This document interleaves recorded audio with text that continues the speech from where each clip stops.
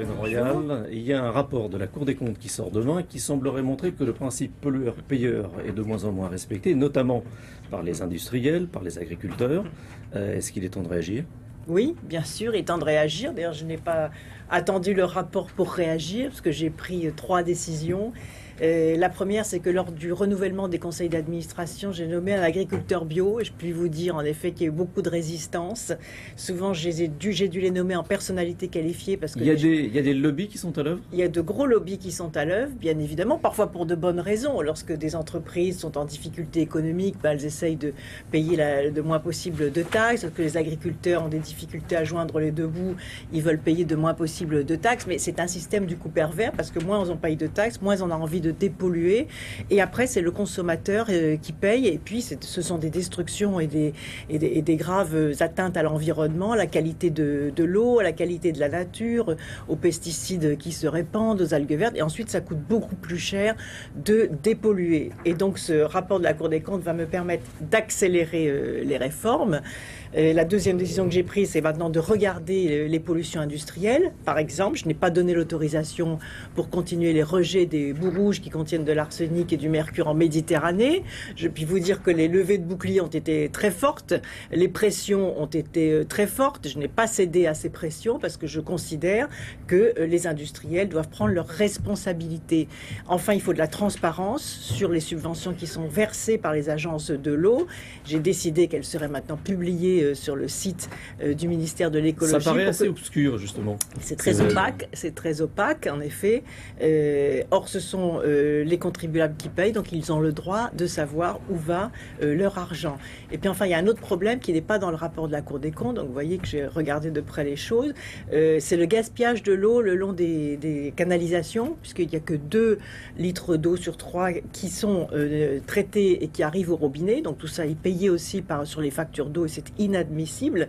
Et donc j'ai engagé les communes à faire des travaux, en plus ça crée des emplois, sur les canalisations d'eau en ouvrant des lignes de crédit à très bas prix, à très bas taux d'intérêt à la Caisse des dépôts et consignations, parce qu'il y a 20 milliards d'euros qui sont à destination des communes, qui d'ailleurs ne les utilisent pas assez pour faire les travaux, et donc aussi donner du travail aux entreprises du bâtiment, aux artisans du bâtiment, pour que l'on en finisse avec le gaspillage de l'eau. Il y a un calendrier précis pour toutes ces mesures?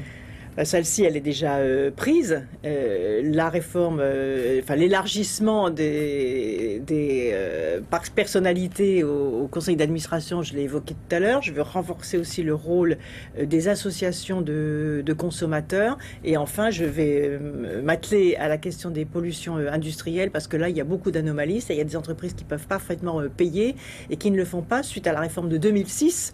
Donc, il va falloir remettre en cause, parce que désormais, les pollutions sont calculées à la sortie de l'installation d'épuration et pas à la sortie de la canalisation de l'usine, et ça c'est inadmissible.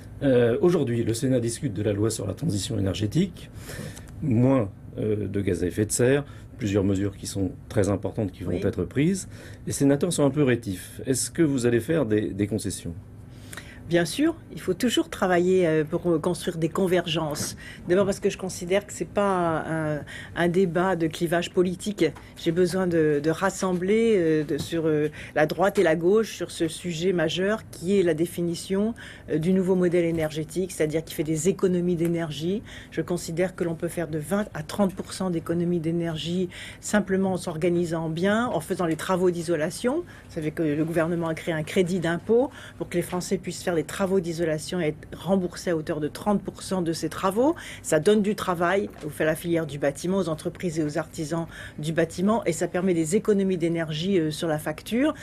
Ensuite, il y a la montée en puissance des énergies renouvelables. Ça, c'est pas politicien, ça, c'est vraiment l'avenir de notre pays, l'indépendance énergétique aussi. Vous voyez que le prix des carburants continue à remonter, donc il faut vraiment que la France avance sur son indépendance énergétique grâce à l'énergie nucléaire d'un côté, ça on l'a déjà. Ça reste une énergie d'avenir, vous l'avez dit. Ça reste une énergie d'avenir, mais il faut en baisser la part dans la production d'électricité pour monter en puissance sur les énergies renouvelables, l'énergie solaire, la géothermie, l'énergie marine des mers, l'hydraulique, etc. Parce que ce sont des énergies, d'abord, qui seront de moins en moins coûteuses, et puis qui sont renouvelables, qui sont donc conformes à la protection de l'environnement. Et puis il y a le traitement des déchets. Comment est-ce qu'on transforme les déchets en matières premières?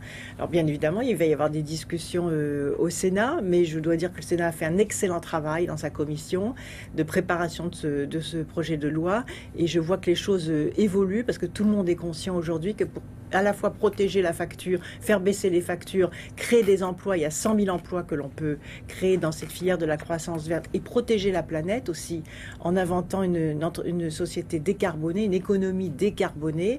À ce moment-là, on peut en effet construire notre futur commun. Vous chapeautez aussi le ministère des Transports.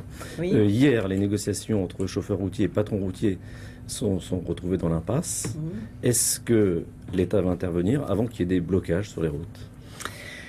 L'État est toujours là pour essayer d'être médiateur, mais là c'est un conflit entre employeurs et salariés. Il y a des gros problèmes, en effet. La crise économique aussi n'arrange rien, puisqu'il y a une baisse du prix du transport, il y a une concurrence féroce au niveau européen, il y a des conditions de travail parfois très difficiles. Les entreprises de transport, les petites entreprises de transport ne font pas beaucoup de marge, et les conditions de travail des routiers sont des conditions de travail difficiles. Donc c'est un conflit qui est difficile. Les routiers veulent 5% d'augmentation de salaire. Est-ce que ça vous paraît raisonnable? Alors pour certaines entreprises c'est possible, pour d'autres c'est très difficile, et donc il faut voir comment, avec un certain nombre d'aménagements, l'État pourrait aider à résoudre ce conflit. Donc c'est Alain Vidalis, secrétaire d'État au transport, qui est en première ligne, qui fait un excellent travail sur ce sujet, et les discussions vont continuer. Est-ce que vous pensez qu'on peut éviter le blocage? Il le faut. Il le faut. On ne va pas en période, en plus de fragilité économique pour les entreprises. On ne peut pas se permettre un conflit routier. On ne peut pas se permettre de mettre des freins au développement économique du pays. Donc il faut absolument trouver une solution. Merci Ségolène Royal. On retrouve tout de suite William après la pub.